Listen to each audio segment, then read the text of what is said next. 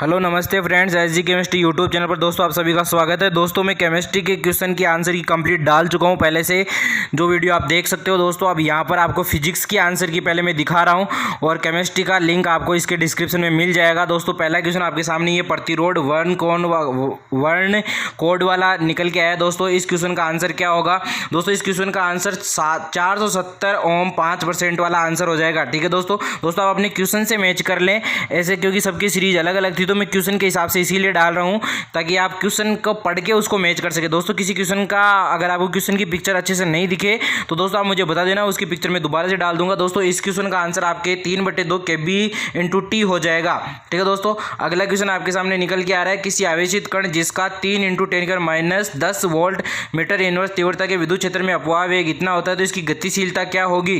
ठीक है दोस्तों, तो ये वाला क्वेश्चन है। इस क्वेश्चन का आंसर 2.5 × 10⁶ हो जाएगा। कितना? 2.5 × 10⁶। ठीक है दोस्तों आपको क्वेश्चन अच्छे से अभी तक तो दिख रहे हैं। 599 धारणशीलता की किसी लोहे की छड़ पर 1200 एम्पियर मीटर इनवर्स तीव्रता का चुंबकीय क्षेत्र लगाया गया है। इस छड़ के पदार्थ की पारगम्यता क्या होगी?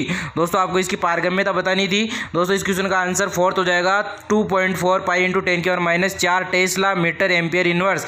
अगला क्वेश्चन है, दहली आवृत्ति की 1.5 गुना आवृत्ति का प्रकाश सुग्राही पदार्थ पर आपतन करता है। यदि प्रकाश की आवृत्ति आधी तथा उसकी तीव्रता 2 गुनी कर दी जाए तो प्रकाश विद्युत धारा कितनी होगी? 4 गुना 1/4 शून्य या 2 गुनी? दोस्तों 4 गुना first answer is correct answer हो जाएगा। दोस्तों अब अपने क्वेश्चन से मैच कर ले कौन सा है। इसके बाद अगला क्वेश्चन है, किसी विद्युत चुंबकीय तरंग में चुंबकीय क्षेत्र और विद्युत क्षेत्र के घटकों की तीव्रताओं के योगदानों का अनुपात क्या होगा?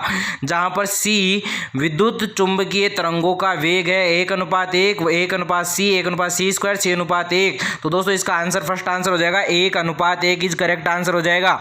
ठीक है दोस्तों, यहाँ पर हर एक क्वेश्चन का आंसर दोस्तों बिल्कुल करेक्ट आंसर है। आप चिंता मत कीजिए, अपने आंसर की अपने पेपर से मिला लीजिए। दोस्तों मैंने एक्सेप्टेड कट ऑफ का वीडियो भी डाला है, आप मेरे यूट्यूब चैनल को सर्च करके वहां पर देख सकते हैं। ठीक है दोस्तों, अगला क्वेश्चन है, 10 सेंटीमीटर त्रिज्या के किसी गोले चालक पर आवेश एक समान रूप से वितरित होता है तो इस गोले के केंद्र से परिणाम क्या होगा? तो 1.28 × 10⁵ न्यूटन पर कूलाम हो जाएगा। अगला क्वेश्चन है आपका, किसी गैस के लिए जिसका आणविक व्यास d तथा संख्या घनत्व n तथा माध्यम मुक्त पथ वेग को इस प्रकार व्यक्त किया जा सकता है। दोस्तों इसका पहला आंसर इस करेक्ट आंसर हो जाएगा 1/√2 n πd² हो जाएगा। ठीक है दोस्तों, सब अपने अपने आंसर से मैच करें। कईयों के आंसर ये दूसरा होगा, कईयों के तीसरा होगा, तो ऑप्शन से मैच करें। दोस्तों अगला क्वेश्चन है, नीचे दिया गया कौन सा ग्राफ कॉपर के लिए ताप T के साथ प्रतिरोधकता रो के विचरण को निरूपित करता है? तो दोस्तों इसमें सेकंड वाला आंसर करेक्ट आंसर हो जाएगा। जो रो थोड़ा सा ऊपर से उठ रहा है, यानी प्रतिरोधकता का मान थोड़ा ज़्यादा है, वहाँ से ये उठ रहा है, ऊपर की तरफ जा रहा है, ये वाला second answer is correct answer हो जाएगा। इसके बाद अगला क्वेश्चन देखो, ये बहुत ही कम दिख रहा है मुझे। एक उपेक्षणीय द्रव्यमान की 1 मीटर लंबी किसी दृढ़ छड़ के दोनों सिरों से 5 kg और 10 kg के द्रव्यमान के 2 टुकड़े कण जुड़े हुए हैं तो 5 kg की कण की निकाय की सहनति केंद्र से दूरी क्या होगी? दोस्तों ये क्वेश्चन आपको समझ में तो आ गया होगा। दोस्तों ये दिख रहा नहीं है, इसका second answer is correct answer हो जाएगा 67 सेंटीमीटर, 67 सेंटीमीटर। उसके बाद अगला क्वेश्चन है, सरल आवर्ती गति करते हुए किसी कण के विस्थापन और त्वरण के बीच कलांतर क्या होता है? सरल आवर्त गति में विस्थापन और त्वरण के बीच कलांतर क्या होता है? जब कण आवर्त में गति करता है तब उसका कलांतर क्या होता है? तो दोस्तों इसका आंसर होगा पाई रेडियन। ठीक है दोस्तों, फोर्थ आंसर हो जाएगा पाई रेडियन। इसके बाद अगला क्वेश्चन आपके सामने निकल के आ रहा है, त्रिज्या r की कोई केस नलिका जल में डूबी हुई है, इसमें जल ऊंचाई s तक चढ़ा हुआ है, केस नलिका भरे हुए जल का द्रव्यमान 5 ग्राम है, त्रिज्या 2 सेंटीमीटर। तो इसका थर्ड आंसर हो जाएगा इसका 20 ग्राम। क्या हो जाएगा? 20 जी हो जाएगा। उसका बाद अगला है, ट्रांजिस्टर किसी क्रिया के लिए नीचे दिया गया कौन सा कथन सही है? तो दोस्तों इसमें आपका ये थर्ड आंसर करेक्ट आंसर हो जाएगा, आधार क्षेत्र बहुत पतला एवं हल्का डोपित होता है। The base reason must be very thin and lightly dropped. ठीक है दोस्तों, उसके बाद अगला क्वेश्चन है, किसी गिटार में समान पदार्थ की बनी हुई 2 डोरियां ए बी हल्के रूप से मेल नहीं खाती है, 6 हर्ट्ज आवृत्ति की विस्पंदन उत्पन्न करती है। जब बी में तनाव कुछ कम कर दिया जाता है तो विस्पंदन आवृत्ति 7 हर्ट्ज हो जाती है। ए की आवृत्ति 503 हर्ट्ज है तो बी की आवृत्ति क्या होगी? 524 हर्ट्ज हो जाएगी। First answer is correct answer हो जाएगा दोस्तों। उसके बाद अगला क्वेश्चन आपके लिए है, किसी समांतर पट्टिका संधारित्र जिसमें माध्यम के रूप में वायु भरी है की धारिता 6 माइक्रो माइक्रोफेराडे है, किस कोई पराविद्युतांक माध्यम भरने पर इसकी धारिता 30 माइक्रोफेराडे हो जाती है, तो इसका पराविद्युतांक माध्यम का क्या होगा? 0.44 × 10⁻⁻10 coulomb square newton inverse metre -2 हो जाएगा। उसका अगला क्वेश्चन है, किसी कण जिसका स्थिति सदिश 2 के मीटर है जब मूल बिंदु से के परितः 3 जेकेब न्यूटन का कोई बल कार्य करता है तो बलागुण का मान क्या होगा? दोस्तों इसका ये second answer is correct answer हो जाएगा -6 केब न्यूटन इंटू मीटर। ठीक है दोस्तों, second answer is correct answer होगा दोस्तों इसका। उसके बाद अगला क्वेश्चन है, किसी लघु विद्युत द्विध्रुव का द्विध्रुव आघूर्ण 16 × 10⁻⁻9 कूलाम इंटू मीटर है। इस द्विध्रुव के कारण द्विध्रुव के अक्ष से 60 डिग्री के कोण पे बनाने वाली किसी रेखा पर स्थित 0.6 मीटर दूरी के किसी बिंदु पर विद्युत विभव का मान क्या होगा? दोस्तों फर्स्ट आंसर हो जाएगा 200 वोल्ट। कितना आंसर हो जाएगा? 200 वोल्ट। उसके बाद अगला क्वेश्चन आपके लिए, देखो ये भी अच्छे से नहीं दिख रहा होगा आपको। पृथ्वी के पृष्ठ पर किसी पिंड का भार 72 न्यूटन है। पृथ्वी की त्रिज्या की आधी दूरी के बराबर ऊंचाई पर इस पिंड का गुरुत्वाकर्षण बल क्या होगा? दोस्तों क्वेश्चन आपको समझ में आ गया। यानी कोई पिंड है, वो उसका भार 72 न्यूटन है और वो पृथ्वी की त्रिज्या से आधी बराबर ऊंचाई पर है, तो उसका गुरुत्वाकर्षण बल 32 न्यूटन हो जाएगा। First answer is correct answer हो जाएगा 32 न्यूटन। उसके बाद अगला क्वेश्चन है, मान लीजिए कि किसी तारे से 600 नैनोमीटर तरंगदैर्ध्य का प्रकाश आ रहा है। उस दूरदर्शक जिसके अभिदर्शक का व्यास 2 मीटर है के विभेदन सीमा क्या होगी? उस दूरदर्शक जिसके अभिदर्शक का व्यास 2 मीटर है, उसकी विभेदन सीमा क्या होगी? दोस्तों fourth answer is correct answer 3.66 × 10⁻⁷ radian हो जाएगा। ठीक है दोस्तों, उसके बाद अगला क्वेश्चन है, समान धारिता के 2 सिलेंडर ए और बी एक दूसरे से किसी स्टॉप कोक से जुड़े हुए होते हैं। ए के मानक ताप और दाब पर कोई आदर्श गैस भरी है। बी परितः निर्वर्तित होता है। समस्त निकाय उष्मारोधित स्टॉप कोक को अचानक से खोल दिया जाता है, तो यह प्रक्रिया क्या कहलाती है? रुद्धोष्म प्रक्रम कहलाता है दोस्तों। एडियाबैटिक होता है। कौन सा प्रक्रम होता है? एडियाबैटिक प्रोसेस होती है, रुद्धोष्म प्रक्रम। First answer is correct answer हो जाएगा दोस्तों यहाँ पर। इसका अगला क्वेश्चन है, R1 और R2 त्रिज्याएं के 2 कॉपर के ठोस गोलों के ताप में 1 केल्विन की वृद्धि करने पर आवश्यक ऊष्माओं की मात्रा कितनी हो जाएगी? दोस्तों इसमें fourth answer is correct answer हो जाएगा 27/9 है। 27/9 है, वही आपका 27/8 है, वो करेक्ट आंसर हो जाएगा आपका। Fourth is correct answer. उसके बाद अगला क्वेश्चन है, 50 सेंटीमीटर लंबी किसी परिनालिका जिसमें 100 फेरे हैं से 2.5 एम्पियर धारा प्रवाहित हो रही है। इस परिनालिका के केंद्र का चुंबकीय क्षेत्र क्या होगा? इस परिनालिका पे जो चुंबकीय क्षेत्र है वो क्या होगा, वो आपको बताना है दोस्तों। इसका फोर्थ आंसर हो जाएगा 6.28 × 10⁻⁴ टेस्ला। 6.28 × 10⁻⁴ टेस्ला। उसके बाद अगला क्वेश्चन है, किसी अंतरापृष्ठ के लिए ब्रूस्टर कोण IB का मान होना चाहिए। तो दोस्तों इसमें IB का मान सेकंड इज करेक्ट आंसर हो जाएगा। 45 डिग्री से बड़ा होगा IB और 90 डिग्री से छोटा होगा। यानी ब्रूस्टर कोण का मान 45 डिग्री से बड़ा होता है और 90 डिग्री से क्या होता है? छोटा। Second answer is correct answer हो जाएगा दोस्तों। ठीक है दोस्तों, उसके बाद अगला क्वेश्चन आपके लिए निकल के आ रहा है दोस्तों। देखिए है, प्रतिरोध के ऋणात्मक ताप गुणांक वाले ठोस होते हैं। रोधी और अर्धचालक दोनों होते हैं, यानी इंसुलेटर और सेमीकंडक्टर दोनों होते हैं। प्रतिरोध की ऋणात्मक ताप गुणांक वाले ठोस कैसे होते हैं? इंसुलेटर और semiconductor. Third answer is correct answer हो जाएगा दोस्तों।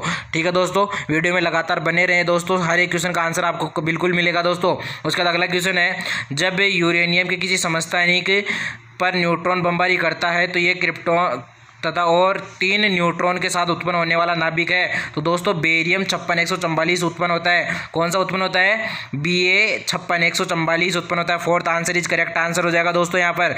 Fourth answer is correct answer हो जाएगा। उसके बाद अगला क्वेश्चन है, अंतरिक्ष में 0.2 मीटर क्यूब आयतन के किसी निश्चित क्षेत्र में हर स्थान पर विद्युत विभव 5 वोल्ट पाया गया है। इस क्षेत्र में विद्युत क्षेत्र का परिमाप क्या होगा?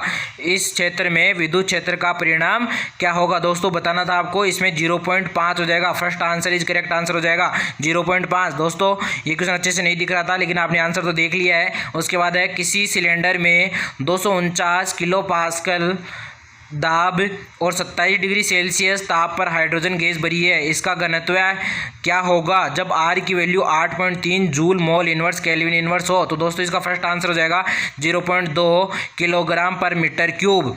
ठीक है दोस्तों, उसके बाद अगला क्वेश्चन आपके लिए निकल के आ रहा है यहाँ पर, अनुप्रस्थ काट क्षेत्र ए तथा लंबाई एल का कोई तार किसी स्थायी टेक से लटका है। इस तार के मुख्य सिरे से किसी द्रव्यमान एम को निलंबित करने पर इसकी लंबाई L1 हो जाती है। यंग का प्रत्यास्थ गुणांक क्या होगा? तो दोस्तों इसका answer third is correct answer हो जाएगा mg L/A कोष्टक L1 - L।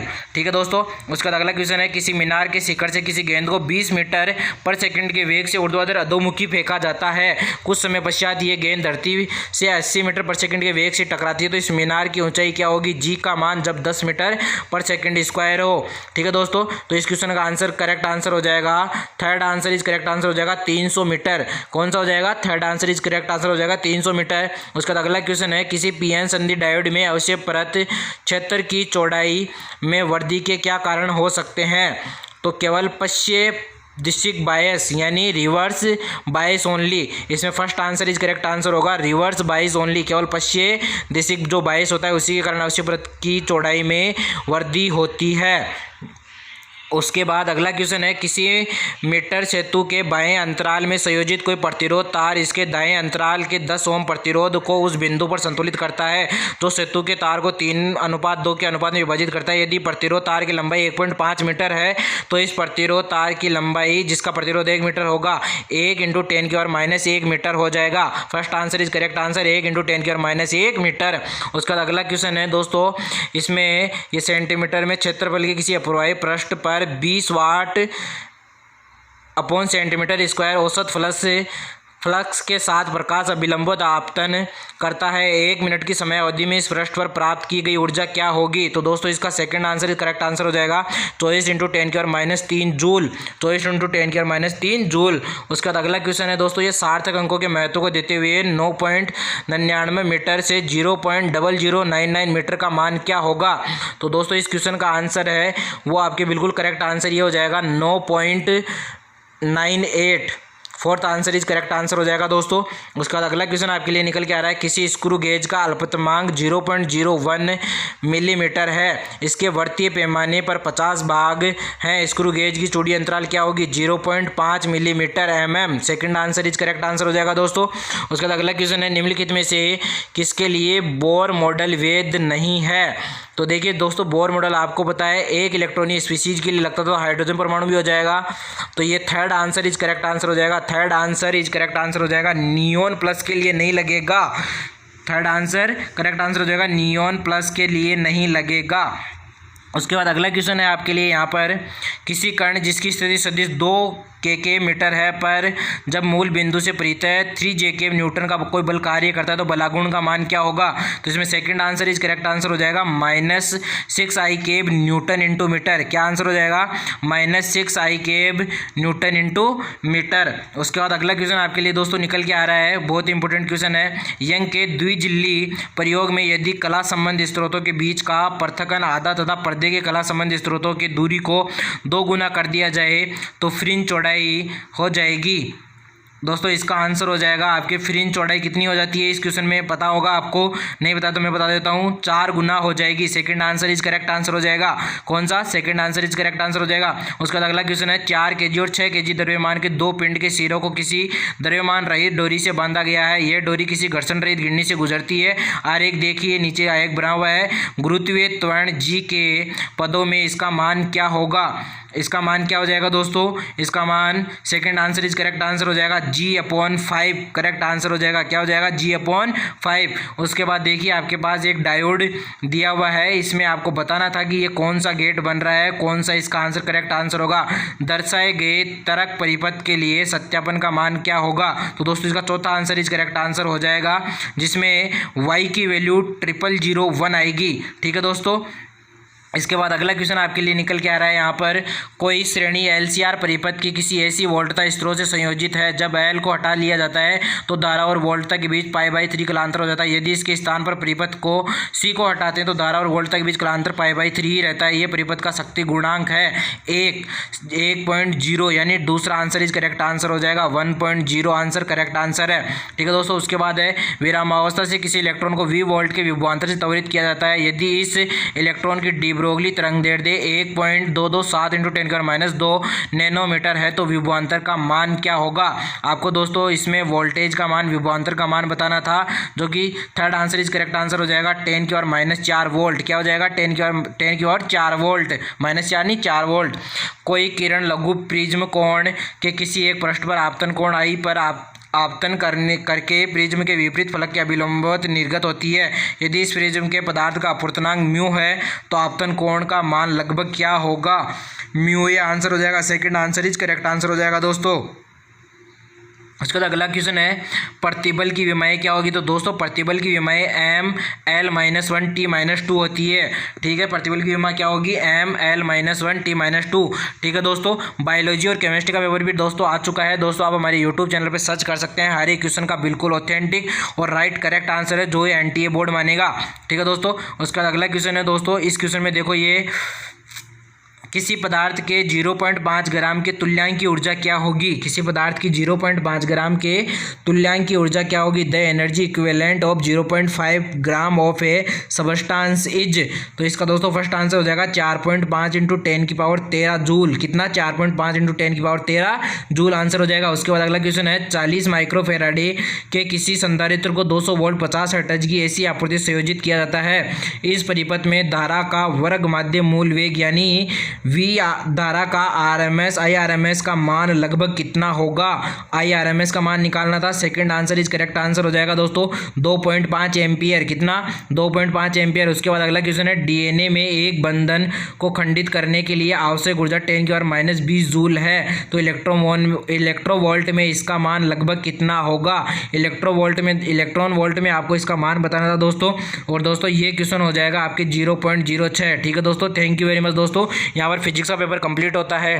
ठीक है दोस्तों।